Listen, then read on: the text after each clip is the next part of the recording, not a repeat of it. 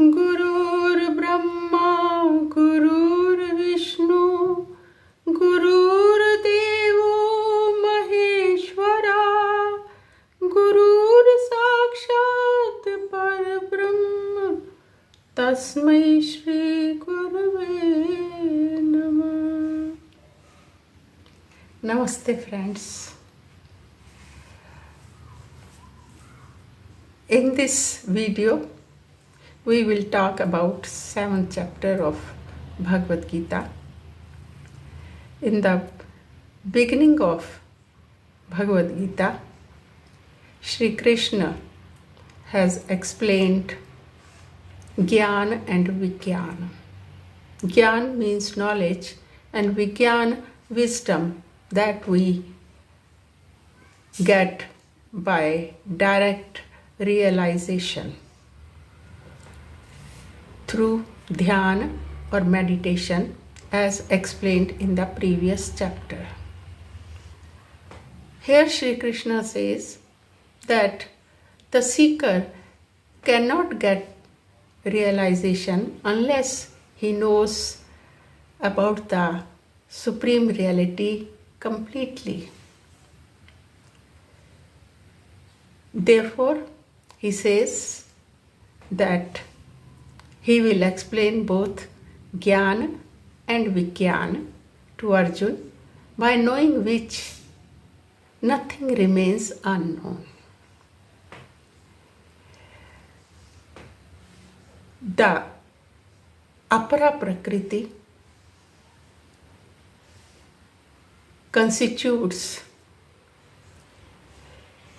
is constituted of 8 tattvas or elements. 5 are Mahabhutas or 5 elements: earth, water, fire, air and space, Prithvi, Jal, Agni, Vayu and Akash. And with mind, buddhi, intellect and ego, that is ahankar. This human body is made of these 5 elements, that is earth, water, fire, air and space. And 5 Jnanendriyas or sense organs of knowledge are connected with these 5 elements. Eyes sees all the worldly things, so it is connected with fire, whose attribute is Rupa. Ears grasp sound, so it is connected with space or Akash. Nose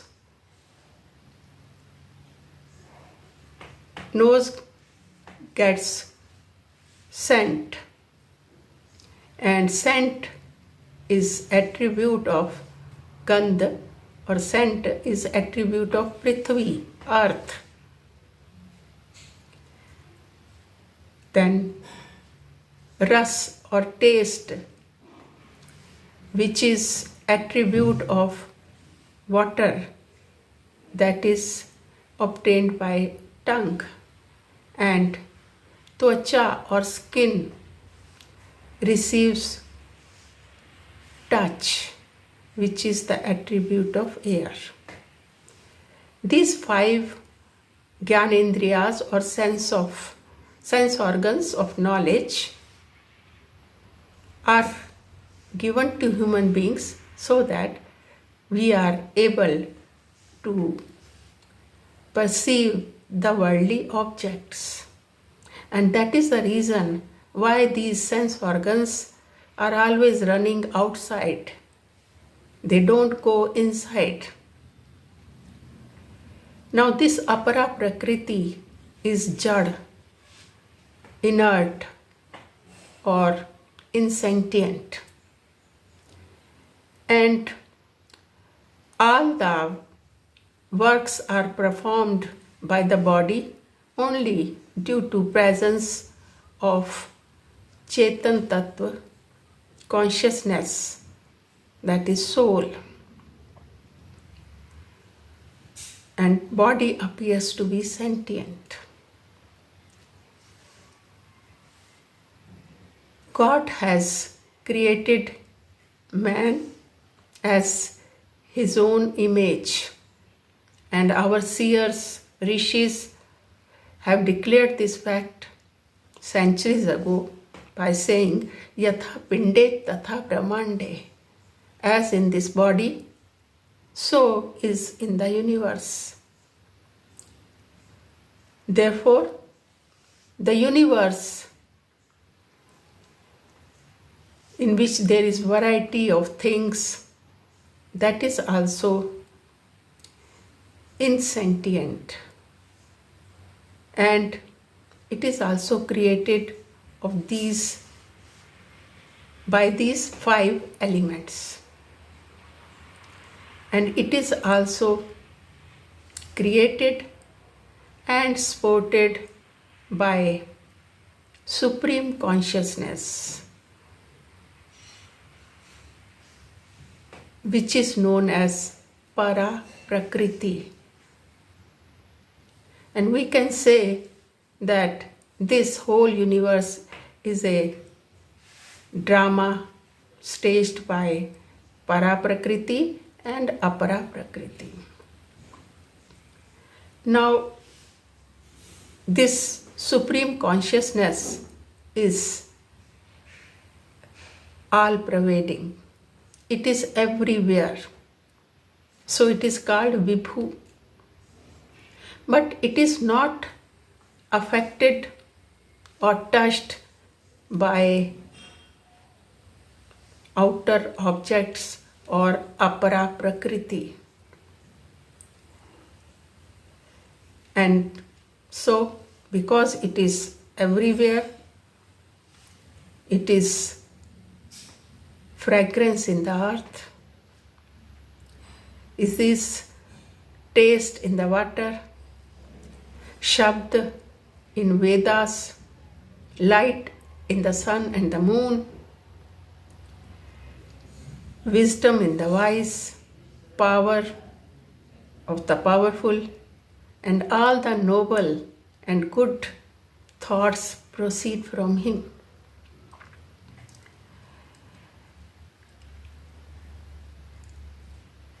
That supreme reality, which is everywhere, it has been compared as Sutradhar, the one who holds the reins of this universe in his hands, that is Sutradhar. And a very beautiful simile or illustration is given that as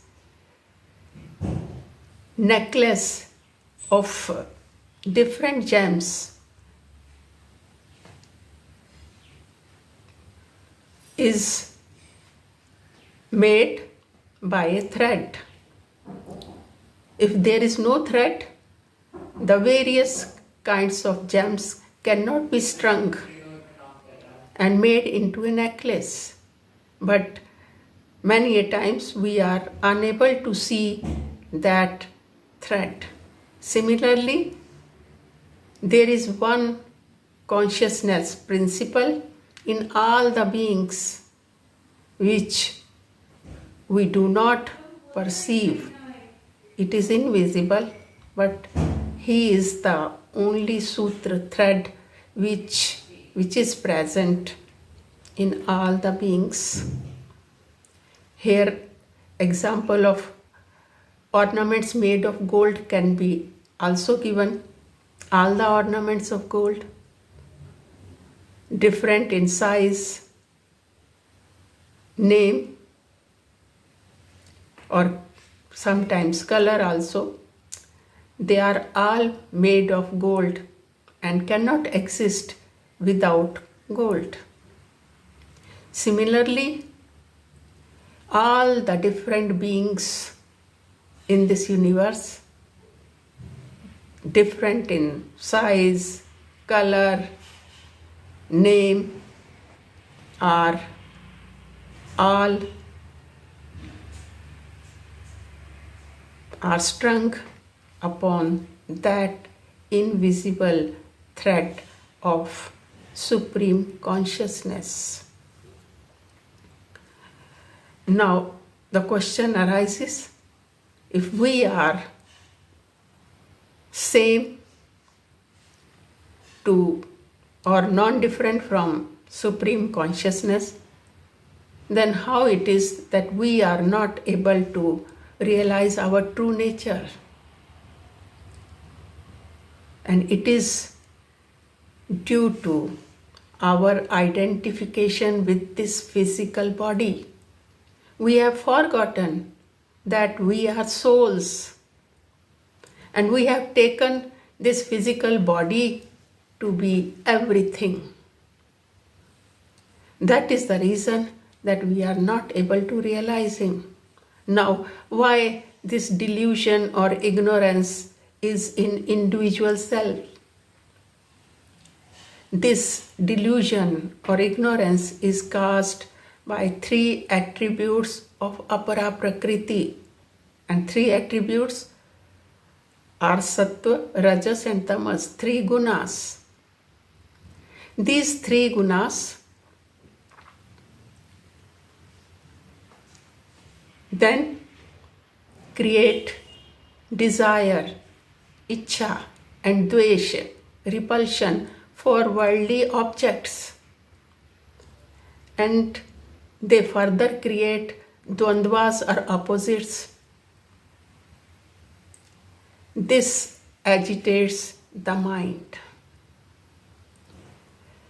And when these agitations of mind are quietened, that is when mind becomes no mind or thoughtless. Because what is mind? Mind is a jungle of thoughts. So when there is no thought, mind becomes thoughtless, then the true self is reflected in it, and individual soul realizes its true blissful nature.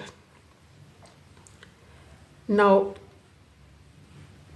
Supreme Soul, Supreme Consciousness is in all the beings, but it is not affected by three gunas of apara prakriti or dvandvas. It remains untouched and unaffected by these. Now, Sri Krishna himself says it is not easy to cross his maya or delusion, but those who come to his sharan, who take shelter in him, they cross this maya or delusion. Here Shri Krishna also tells us that there are four kinds of devotees or bhaktas. First, artha-arthi, one who worships God for the gratification of some desire. Second is artha, the person who is worshipping the God when he is in some distress, in some problem, or some calamity has come. Then to get out of that situation, he prays to God. Third is jigyasu, the seeker who wants to know about him. And fourth is jnani, one who only seeks him and him. Among these, Sri Krishna says that jnani is very dear to me and best among all. Now here a question arises again, that is it wrong to ask the worldly things from God? The answer is no.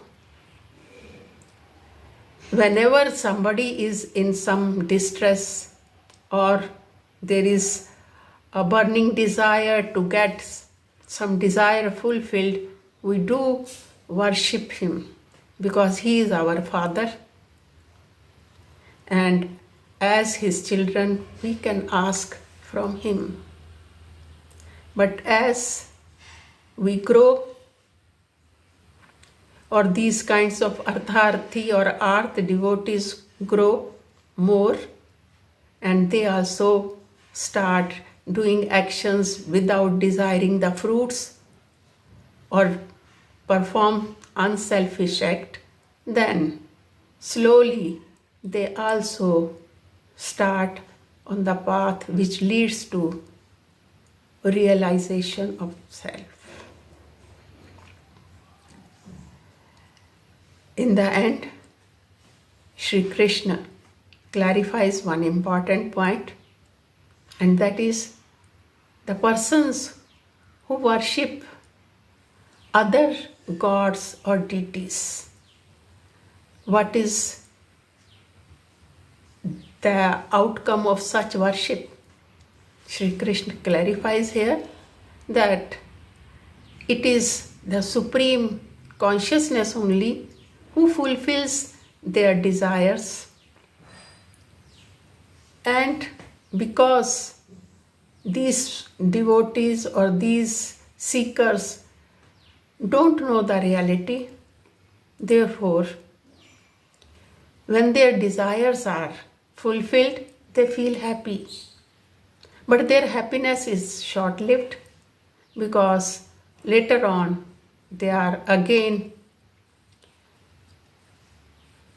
face some problems or dvandvas in life. So their happiness remains only for a short time, and they are not able to realize the supreme reality also.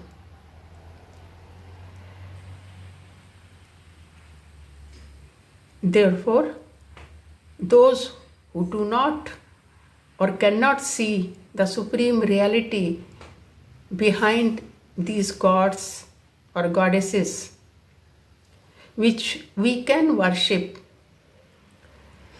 for concentration, but we should not forget that there is supreme reality, supreme power behind these gods and goddesses.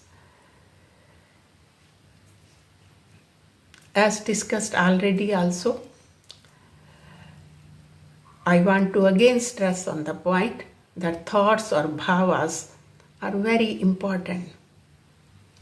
Our thoughts are expressed in the form of actions, words. But if we do small actions also with devotion to God, then they also become an act of worship. And one who worships or remembers him constantly, satat smaran, and keeps his mind focused on him, he is really near to God, and God soon gives, or that devotee realizes his true self. That's all for today. Thank you so much for being with me, and hope to see you in the next video.